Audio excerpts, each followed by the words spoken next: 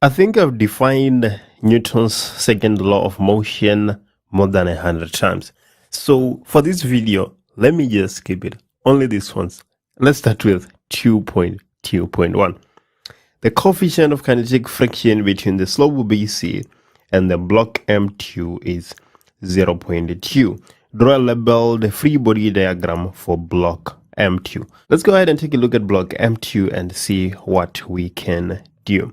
So before we start thinking of anything else, we need to indicate the weight first. After indicating the weight, we can then look at the other forces. Our object is resting on a surface, so we expect a normal force.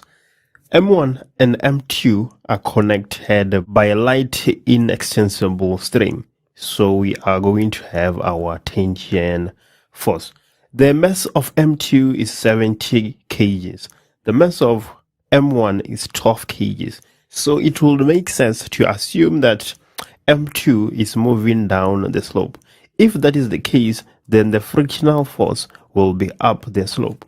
2.2.1, it is for 4 marks, and we have 4 forces on our free body diagram. So we are quite confident that we have not missed anything.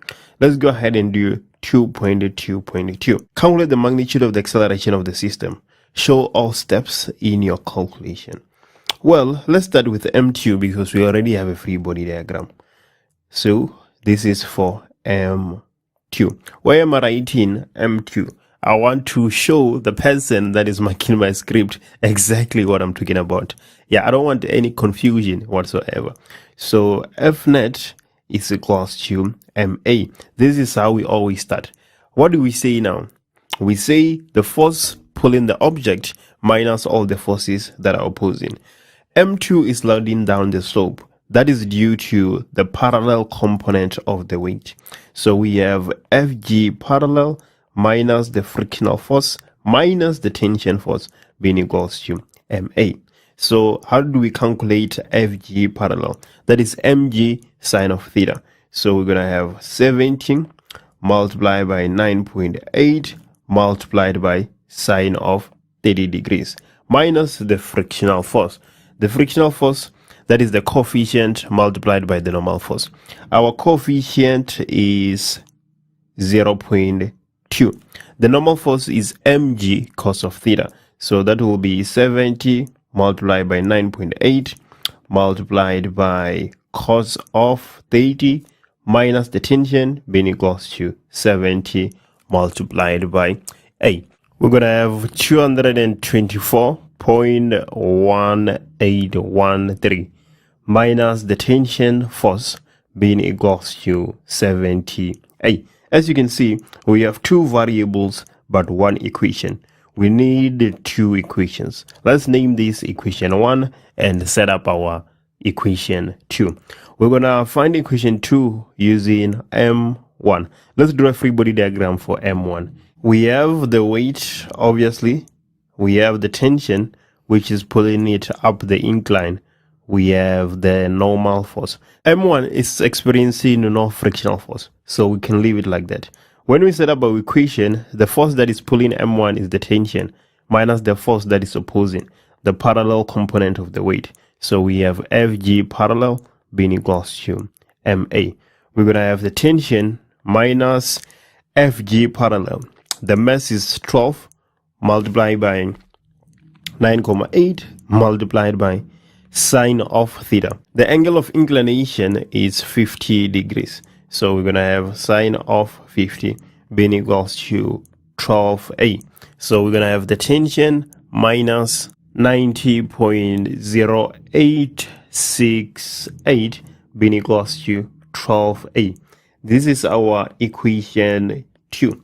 Let's add the 2 equations. We're going to add the left hand sides together and the right hand sides together. Minus tension and plus tension will cancel out. We're going to be left with 224.1813 minus 90.0868 being equals to 82A. This is just 134.0945 being equals to 82A.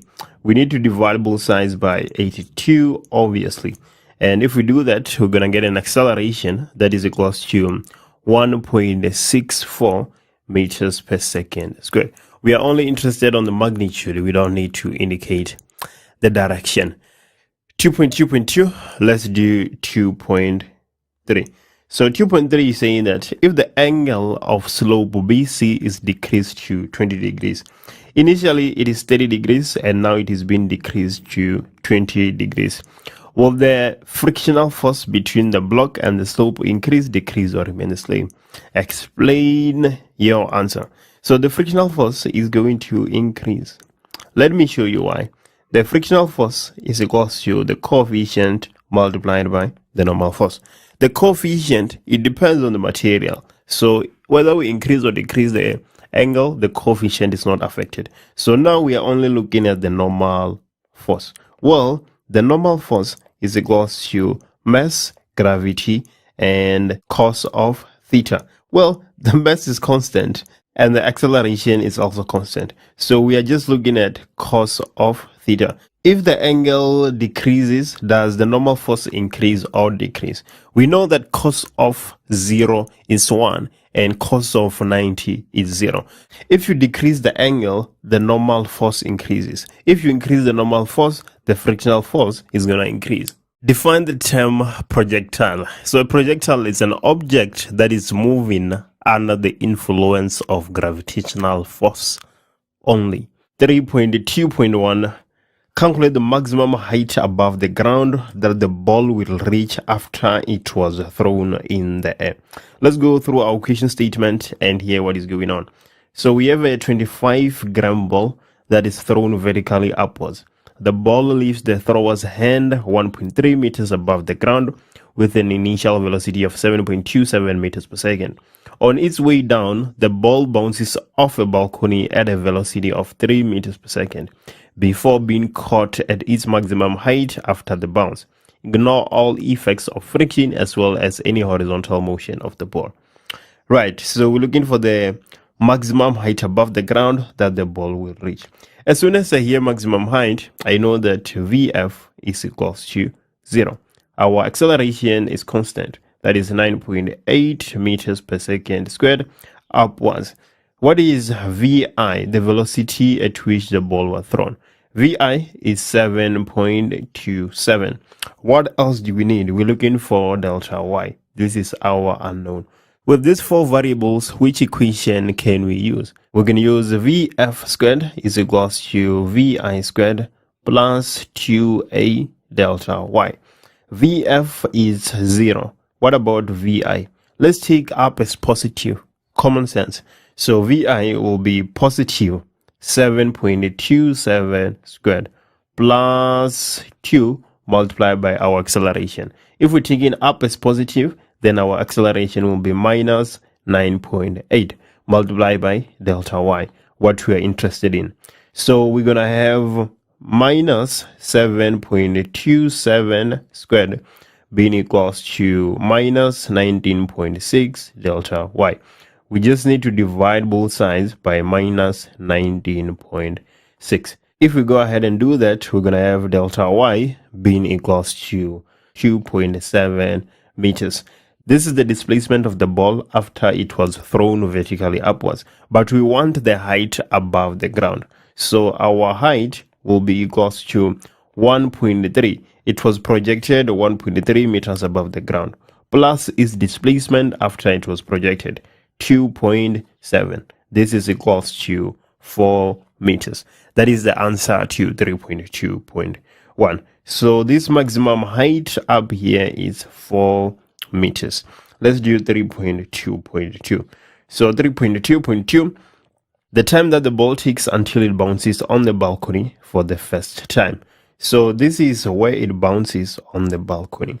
We can find the time from the point it was projected until the maximum height. And then we can find the time from maximum height until it bounces off the balcony and add those two times. That will give us the time that the ball takes until it bounces on the balcony. Let's calculate the time it takes to reach our maximum height. So what variables do we have? We have VI, obviously, 7.27. I don't even know which equation I'm going to use, but I know that after writing the variables down, the equation is going to present itself. So VI is 7.27, VF is equals to 0. I have my acceleration, that is 9.8. I'm looking for delta T. It will be straightforward which equation we can use if we have these variables. VF is equals to VI plus A delta T. VF is 0. VI, that is 7.27, plus the acceleration minus 9.8 multiplied by delta T. If we make delta T the subject of the formula, we're going to get minus 7.27 divided by minus 9.8. That will give you 0.742 seconds. That is the time it takes the ball to reach the maximum height. Now we need the time from maximum height until it bounces off the balcony. Well, from the maximum height until the balcony, we have a displacement which is equals to height final 3.2 minus the initial, which is 4. This is equals to minus 0.8 meters. This is our displacement from maximum height until the balcony. What else do we have? We have VI. We know that VI is 0 meters per second. What else do we have? We have the acceleration, obviously, that is 9.8 meters per second squared. And what we're looking for is the time. With these four variables, which equation can we use? Delta y is equals to VI delta t plus a half acceleration delta t squared. So delta y minus 0.8 is equals to VI is 0. So this term is going to fall away. We are only left with a half our acceleration minus 9.8 delta t squared. So delta t will be equals to the square root of minus 0.8 divided by a half multiplied by minus 9.8, everything to the power a half. This is one term. We need to show that delta t will be equals to 0.404 seconds. So our total time will be equals to 0.404 plus 0.742 plus 0.742. This is 1.15 seconds. Let's do the last question. 3.3. Draw a sketch graph of the displacement of the ball for the entire motion. Use the ground as the reference point. So let's go ahead and sketch our axis. We have the y-axis and we have the x-axis. On the x-axis, we have the time in seconds, and on the y-axis, we have the displacement in meters. We're supposed to sketch the graph of the displacement of the ball for the entire motion. So we start 5.3 meters above the ground. So let's start there. And then we go to a maximum height of 4 meters above the ground. We bounce off the balcony, which is 3.2 meters above the ground. And we go to a new maximum height, which is slightly below the initial maximum height, as we can see on the sketch. What do we need to indicate? The height from which the ball is released. We have shown that it's 1.3, the maximum height that the ball reaches. That is 4 meters. So let's show that. And then the height of the balcony, that is 3.2, somewhere there. What else? The time it takes to bounce on the balcony, 1.15. I hope you're not one of those people that just memorize definitions without knowing exactly what they mean. So here in question 4, the only question I would understand if you got it wrong is 4.5. That is the only question that I think was a bit difficult. Everything else is just basic stuff. So let's go ahead and look at 4.1. We're supposed to define the term impulse. Let me show you something. We know fully well that F net is equals to the change in momentum divided by the change in time. If we cross multiply, the change in momentum or the impulse is equals to F net multiplied by delta t. So what is the definition of impulse. If you look at this formula, the impulse should be the product of the net force and the time it acts on the object from the formula. That's the connection you need to make between definitions and formulas. That is 4.1. Let's go ahead and take a look at 4.2. Use the information on the graph to determine the magnitude of the impulse as the ball hits and bounces off the force sensor. Right, let's go through our equation statement and see what is going on. When a ball hits and bounces off a surface, it exerts a force on that surface. Grade 12 learners investigated how this force varies over time as the ball hits a force sensor and bounces off. A 50-gram soft ball was dropped from a height of 1.5 meters vertically above a force sensor connected to a laptop as shown on the diagram. And the graph we are given the force versus the time. The force is in Newton and the time it is in milliseconds. So as soon as you don't realize that the time is in milliseconds, you're probably going to get the question wrong. Let's use the information in the graph to determine the magnitude of the impulse. So the impulse is the force multiplied by the time. We have a shape, we have a triangle. So in order to find the impulse, we need to find the area of this triangle. How can you find the area of a triangle? That is half base multiplied by height. So this will be equals to a half base. Our base is the time in milliseconds. We go from 0 to 15 milliseconds. So we're going to have 15 divided by 1000. Multiplying by 10 to the minus 3 is the same as dividing by 1000. Now we have converted our time from milliseconds to seconds. Multiply by our height. Our height is right here. We are given the value as 64.13. So we have 64.13. That is the impulse, half base times height. If you put that in your calculator, you'll get 0.481 newtons multiplied by seconds. That is 4.2, calculating the impulse. 4.3, state the magnitude and the direction of the change in the momentum of the ball. The impulse is equal to the change in the momentum of the ball. So we already have our answer. We just need to quote it. Right, we need to state the magnitude and the direction. So the magnitude is 0.481 kg meters per second. Why am I using kg meters per second? Because when you are calculating the change in momentum, you use the mass and the velocity. So that's why I have kg meters per second. But when you calculate in impulse, you have newtons multiplied by second. That is the only difference. Right. So we have 0.481 as the magnitude. What about the direction? The ball is being dropped and it hit the force sensor. When it hits the force sensor will apply a force on the ball upwards. So the impulse will be upwards. So this is the direction we need to indicate here, that it is 0.481 upwards.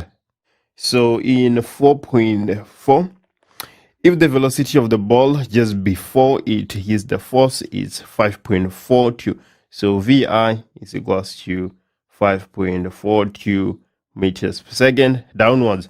Calculate the velocity with which the ball will bounce off the sensor. So we're looking for VF. What is VF?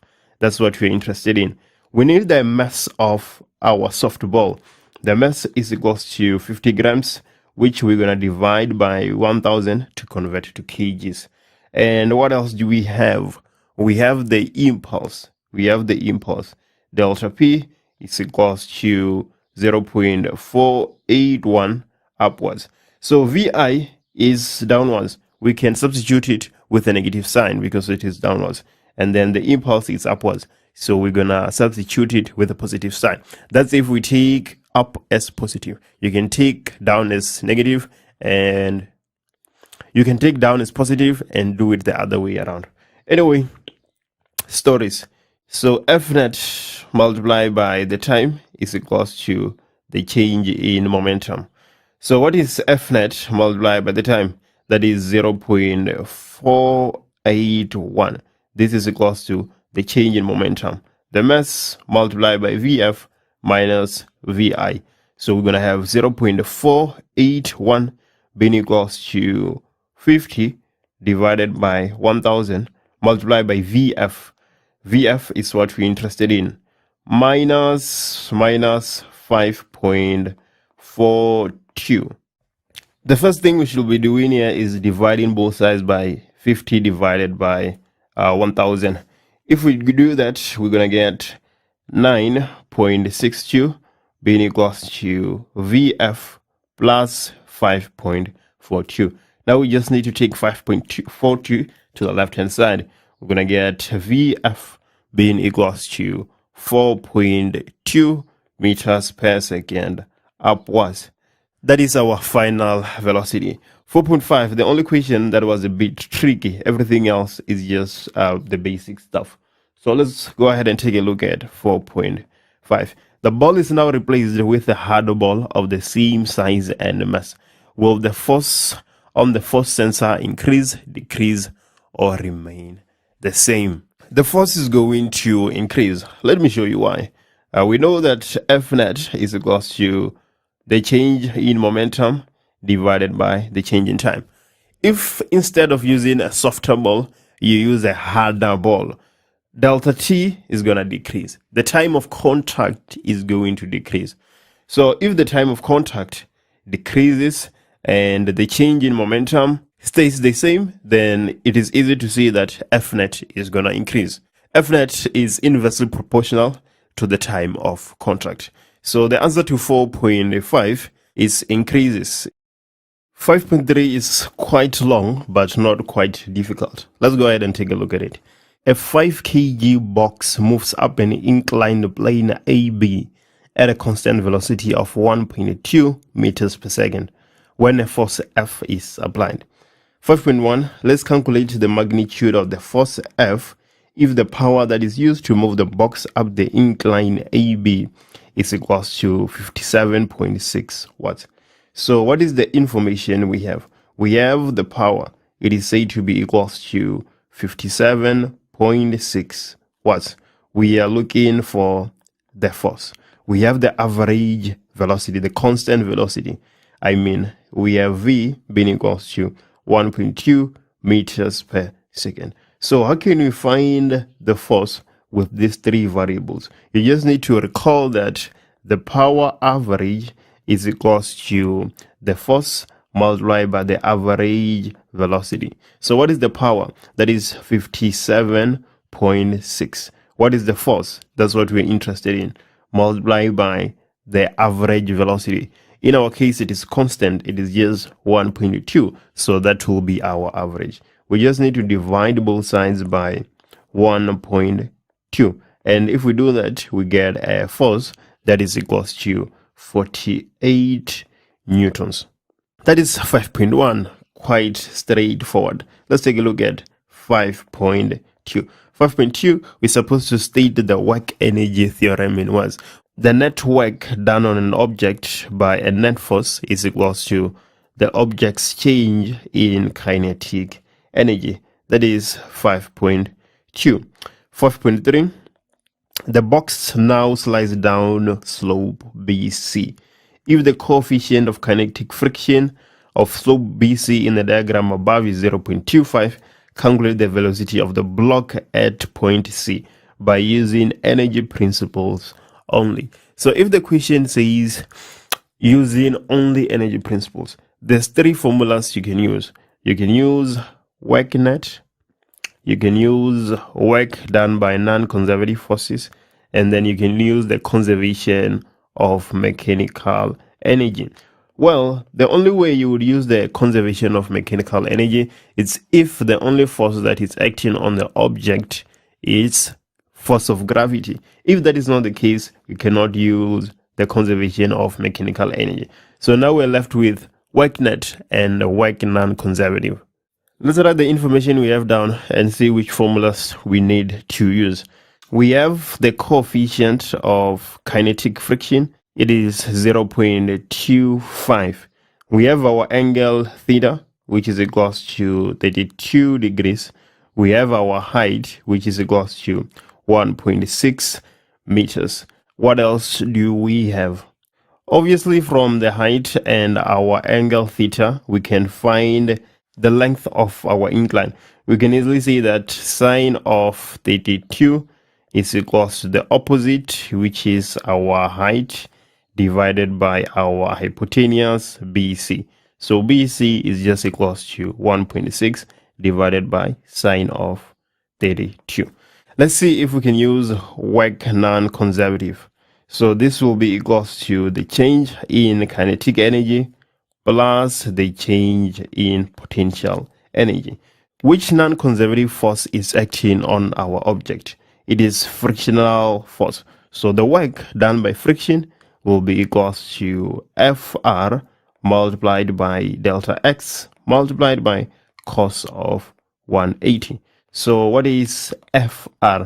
Fr will be the coefficient, which is 0.25 multiplied by the normal force. The normal force on an incline is mg cos of theta. So we're going to have 5 multiplied by 9.8 multiplied by cos of theta. Theta is 32. This is just the frictional force. Now we need the delta x. Delta x, as we have calculated above, it is 1.6 divided by sine of 32. Then everything multiplied by cos of 180.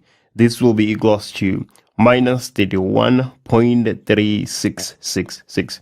That is the work done by the frictional force. If we substitute it back into our equation, we're going to get minus 31.3666 being equals to the change in kinetic energy. So that will be a half. The mass is 5 kgs multiplied by Vf squared minus a half. The mass is 5 kgs multiplied by Vi squared. Our object was moving at a constant velocity of 1.2 meters per second. Potential energy final will be the mass 5 kgs multiplied by 9.8 multiplied by the height final at point C. That will be 0. The initial potential energy. The mass is 5 multiplied by 9.8 and then the initial height is 1.6. So minus 31.3666 will be equals to 5 divided by 2 Vf squared. So now we just need to add this term with this term. This will give us 0. If we do that, we're going to get minus 78.4. It is obvious what we need to do at this point.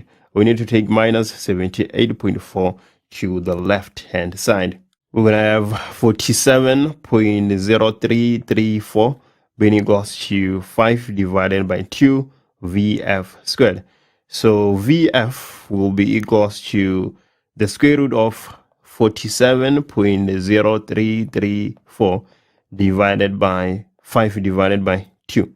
Everything to the power a half is equals to 4.34 meters per second. From questions 6.2.1 and 6.2.2 state either A, B, or C. So let's go ahead and take a look at 6.2.1. The sound source is stationary. The question statement: in the diagrams A, B, and C below, the wave patterns are shown for the sound of a siren from an ambulance and a stationary observer. The observer remains stationary in each case. So between A, B, and C, when is the sound source stationary? In our case A. Why are we saying that the sound source is stationary in our case A? Because the wavelength is not changing. That is 6.2.1. And 6.2.2, in which case is the sound source moving away from the observer. Here we have our observer, and you can see that the space between our wave fronts is increasing. So the sound source is moving away from the observer. So in case C, our sound source is moving away from the observer. And 6.2.3, we're supposed to explain why we're saying that the answer to 6.2.2 is C. As I've said, the distance between the wave fronts is increasing. That is the same as saying that the wavelength is increasing. And we know that that is the case when a sound source is moving away from an observer. That is the answer to 6.2.3. Let's do 6.3. If the ambulance is moving away from the observer at a constant speed of 25 meters per second, so we have the velocity of source, which is 25 meters per second, and the frequency of each siren as heard by the driver is 900 Hz. The frequency that is heard by the driver is the same frequency the source is emitting. So the frequency of the source is equals to 900 Hz. That is because the source and the driver have the same velocity. Let's carry on. Calculate the frequency observed by the observer. Take the speed of sound in air as 340. So we have 340 meters per second. Right. The frequency observed by the listener will be equals to V plus or minus velocity of the listener, V plus or minus velocity of the source, multiplied by the frequency of the source. So what is the speed of sound? That is 340. Our listener is stationary, so we can have plus or minus 0. It doesn't matter. Divided by speed of sound, that is 340. Our sound source is moving away from the listener, so we're supposed to have plus the velocity of the sound source, which is 25, multiplied by the frequency that the sound source is emitting, 900 Hz. If you put this in your calculator, you should get 838.36 Hz. That is the answer to 6.3. Let's go ahead and do 6.4. The hydrogen spectral line from the sun has a wavelength of 656 nanometers. If this spectral line from a nearby star has a wavelength of 657 nanometers, what can we conclude about the motion of the star in relation to the sun? Explain this observation in terms of the Doppler effect. So on the sun, the wavelength is 626.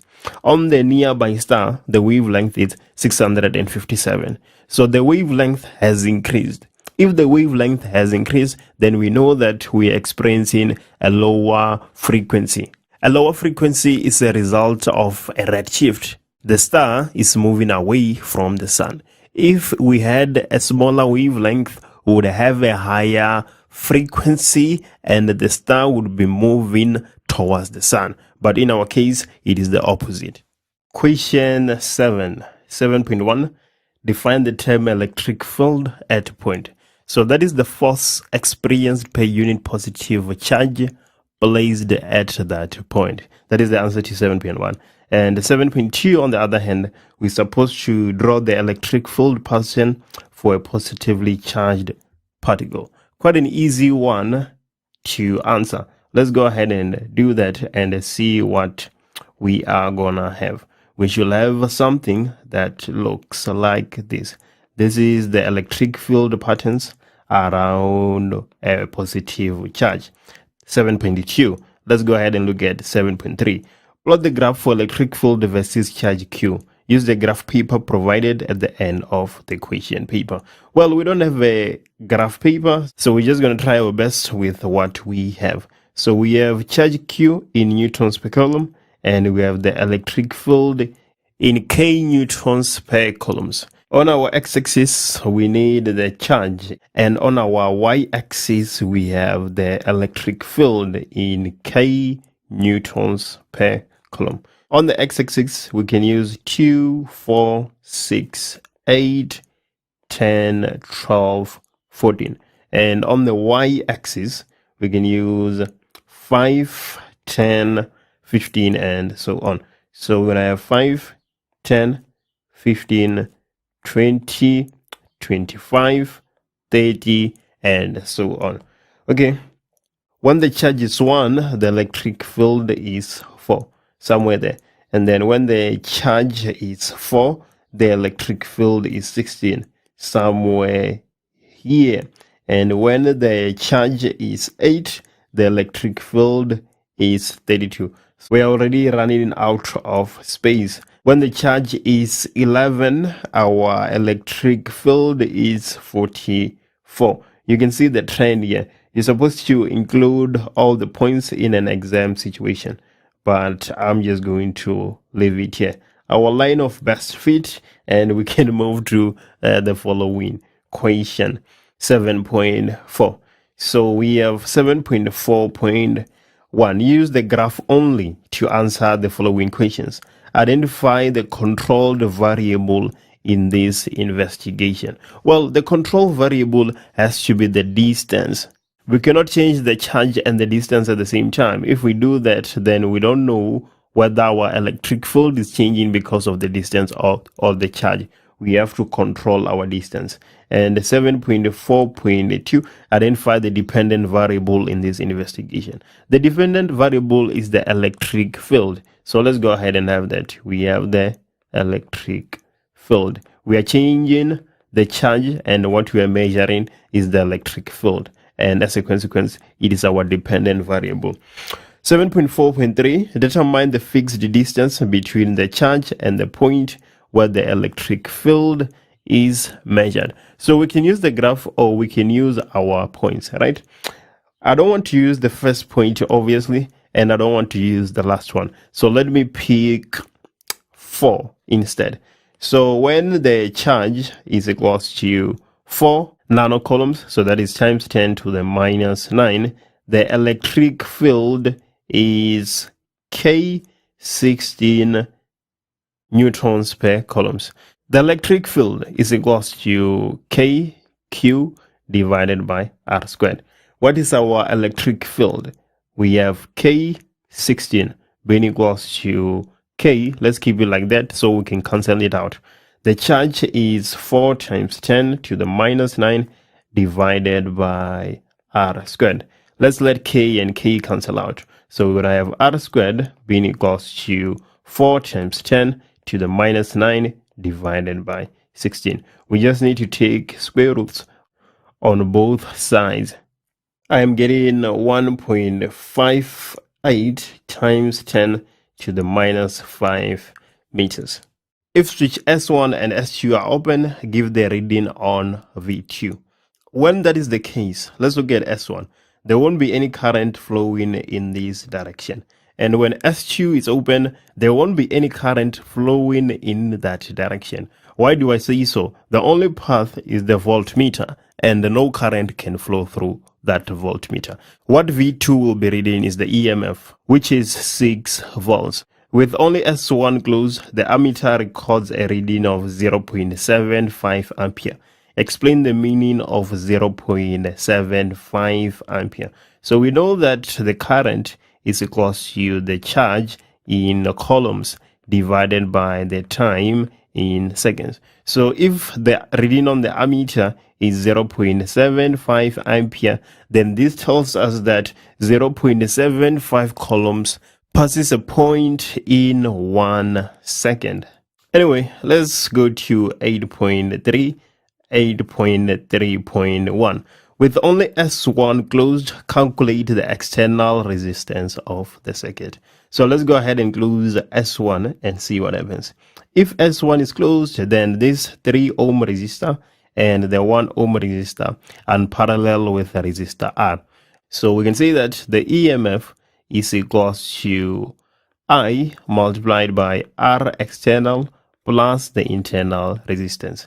Do we have the EMF? Yes, we do. That is 6 volts. Do we have the current? It is said to be equals to 0.75 when S1 is closed. So we have 0.75 multiplied by R external plus the internal resistance. The internal resistance is said to be 0.4 ohms. So we have 0.4. What we need to do now is to divide both sides by 0.75. We will have 8 is equals to R external plus 0.4. It should be easy to see that R external is equals to 7.6 ohms, 8.3.1. What about 8.3.2? We're looking for the resistance of resistor R. Well, we just calculated R external. We know that R external is equals to RP plus RS, the resistance in parallel plus the resistance in series. So R external, that is 7.6. RP is what we're going to use to find the resistance of resistor R, plus RS, the resistor in series, that is 4 ohm. So if we rearrange this and make RP the circuit of the formula, we're going to get 7.6 minus 4. So RP is equals to 3.6 ohm. Now we can go ahead and find the resistance of resistor R. RP is equals to R1 multiplied by R2 divided by R1 plus R2. So 3.6 will be equals to R1, the total resistance on this path. That is 4 ohm, right? So we're going to have 4R divided by 4 plus R. 3.6 multiplied by 4 is 14.4 plus 3.6R is equals to 4R. So if I take 3.6R to the right hand side, I'm going to get 14.4 being equals to 0.4R. Now I just need to divide both sides by 0.4. I'm getting R being equals to 36 ohms. Right, 8.3.2. Let's move to the question that follows. 8.4. So in 8.4, they're saying that S1 is now open and S2 is closed. How will the power dissipated by the 4 ohm resistor change? Right, only increase, decrease, or remain the same? Explain the answer. So S1 is now open. Let's go ahead and show that S1 is open and S2 is now closed. So we have the current flowing in that direction. Initially, R external was 7.6.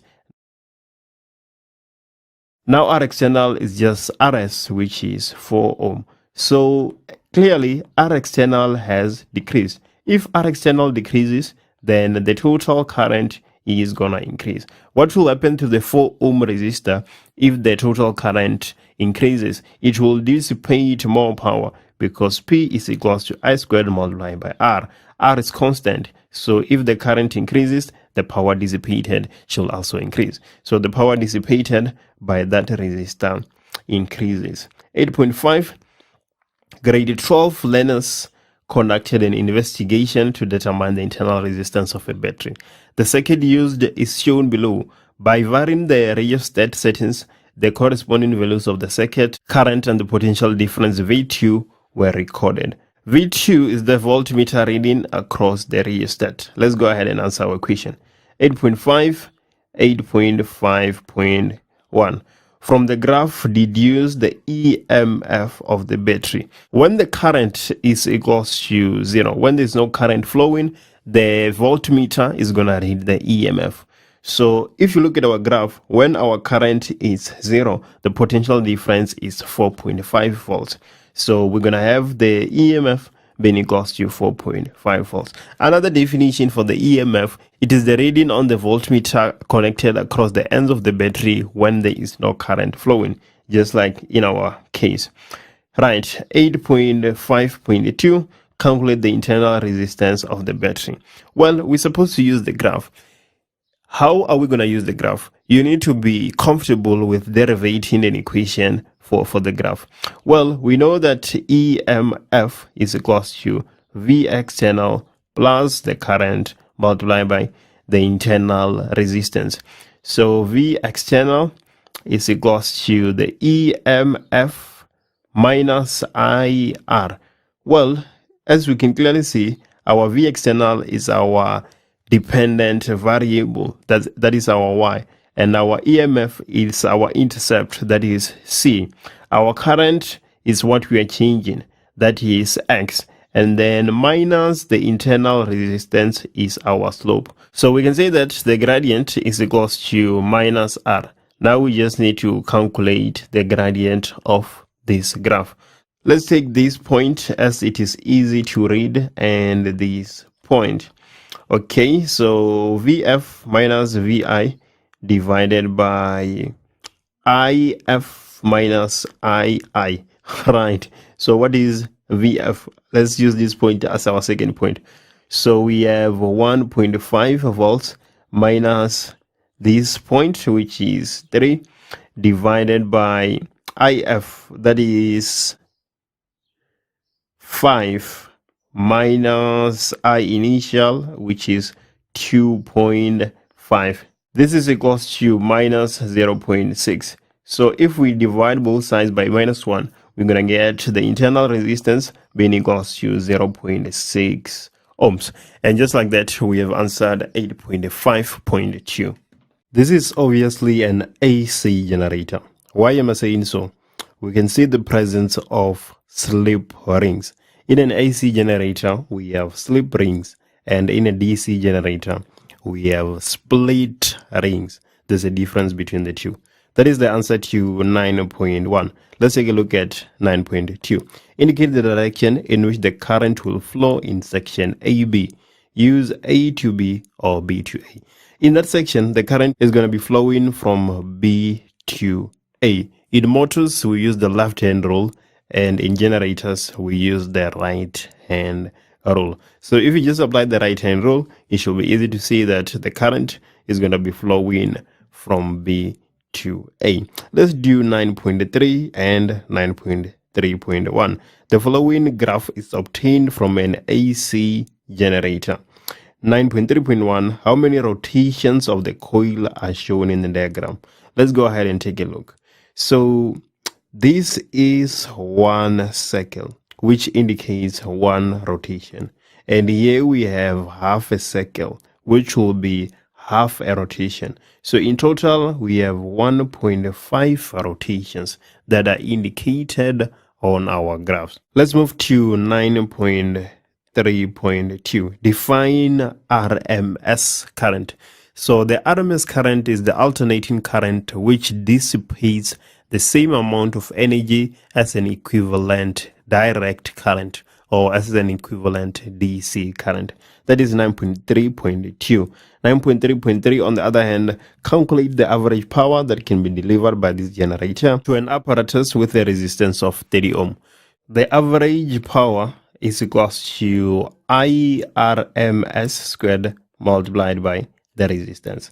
We're looking for the average power. We have the resistance of the apparatus. So if we find IRMS, we're going to be able to find the average power. How can we possibly find IRMS? In our graph, we are given Imax. So we can say that Imax is equals to IRMS multiplied by square root of 2. What is Imax? Imax is 15. IRMS is what we are interested in, multiplied by square root of 2. Clearly, we just divide in both sides by the square root of 2. We're going to get IRMS being equals to 10.61 ampere. So now we have IRMS. We can go ahead and find the average power. So the average power will be equals to 10.61 squared multiplied by the resistance, which is 30. This is equals to 3,377.16 watts. Now we can move to 9.4. So in 9.4, an electric hair dryer is rated 2,200 watts. There we go. We have the average power. At 240 volts, we have the VRMS. Assume that the hair dryer is a pure resistor. Calculate the maximum current that flows through the hair dryer when it is used. We're looking for Imax. What do we have? We have the power and we have the VRMS. So we can say that the power average is equals to IRMS multiplied by VRMS. If we find the IRMS, we're going to be able to find the Imax. So what is the power average? 2,200. IRMS multiplied by the VRMS, 240. We just divide in both sides by 240. If we do that, we're going to get an IRMS, which is equals to 9.167 ampere. So Imax will be equals to IRMS multiplied by square root of 2. So this is 9.167 multiplied by square root of 2, which is 12.96 ampere. 10.3 is such a beautiful equation. Let me show you why. So 10.1, we're supposed to explain what is meant by the photoelectric effect. So that is a process whereby electrons are ejected from a metal surface when a light of a suitable frequency is incident on the metal surface. That is 10.1. Let's take a look at 10.2. Explain why there is no reading on the ammeter when a red light is used. Let's go through our question statement and see what is happening. So the diagram below shows a photo tube that was used to demonstrate the photoelectric effect. The demonstration was carried out by shining light from a red, a green, a blue, and an ultraviolet light source onto the surface of the photo tube.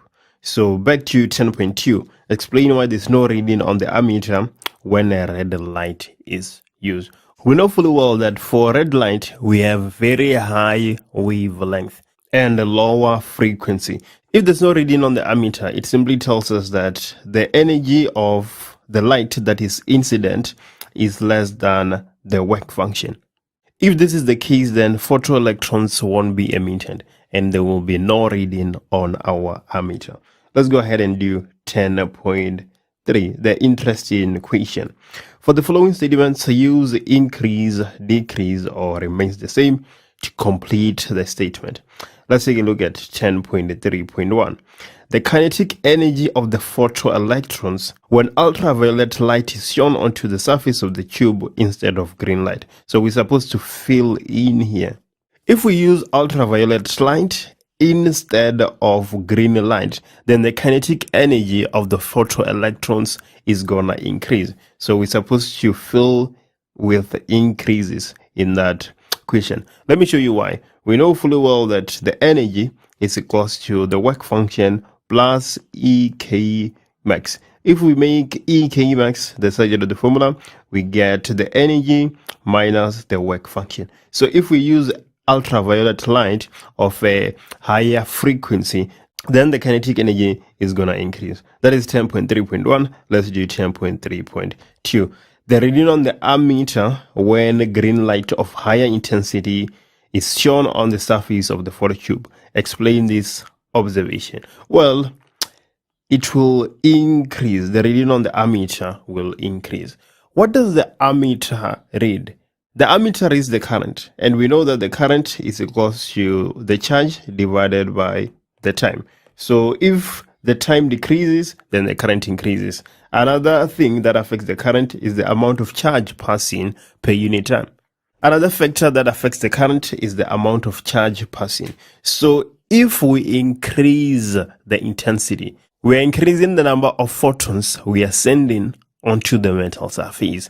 If we increase the number of photons we are sending on the metal surface, then a higher number of electrons will be ejected from the metal surface. A higher number of electrons will be emitted. Electrons carry charge. So if we increase the number of electrons being emitted, the current is going to increase, as the current is directly proportional to the amount of charge. That is 10.3.2. The last question, 10.4. The cathode is made up of copper with a work function of 3.52 times 10 to the minus 19 joules. So we have the work function. If ultraviolet light with a wavelength of 390 nanometers was used during demonstration 4, calculate the speed of the photoelectrons that were ejected. So we have the wavelength. We are looking for the speed. So let's call this V max. Well, which equation can we use in this case? We know that the energy is equals to the work function plus EK max. So in place of energy, we're going to replace that with Planck's constant multiplied by speed of light divided by wavelength. This is equals to the work function. We do have the work function. And instead of having EK max, we're going to have half the mass multiplied by V max squared. Well, the mass is the mass of an electron, 9.1 times 10 to the minus 31. So let's go ahead and substitute. Planck's constant, that is 6.63 times 10 to the minus 34, multiplied by speed of light, 3 times 10 to the power 8, divided by our wavelength, which is 390 nanometers. What is nanometers again? That is times 10 to the minus 9. This is equals to the work function, 3.52 times 10 to the minus 19, plus I have the mass of an electron, 9.11 times 10 to the minus 31 multiplied by V max squared. So on the left hand side, we're going to have 5.108 times 10 to the minus 19 being equals to 3.52 times 10 to the minus 19 plus 9.11 times 10 to the minus 31 divided by 2 multiplied by V max squared. Clearly, we need to take this term to the left hand side.